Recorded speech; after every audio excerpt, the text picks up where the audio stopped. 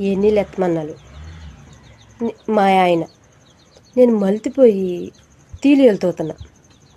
తీలియలు తోతుంటే పలిగిత్తుకుంటూ వచ్చి కొలతకి తెయ్యెత్తి తలకి తెయ్యింతు నువ్వు కొలతకి ఆ రోజులు పోయినాయి,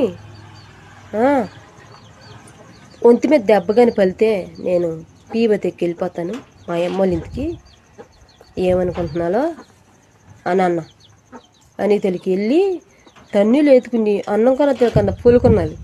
భయం బాగా పట్టుకుంది. ఏమన్నా అంటే పీబతెక్కి వెళ్ళిపోతాడు లలీగా ఉన్నాడు అనేది బాగా పట్టుకుంది భయం. డబ్బులు ఇవ్వా మమ్మల్ని ఇంటికి వెళ్ళాలి, డబ్బులు ఇవ్వా మమ్మల్ని ఇంటికి వెళ్ళాలి అని అలుక్కునే రోజులు పోయినాయి. అర్థమవుతుందా?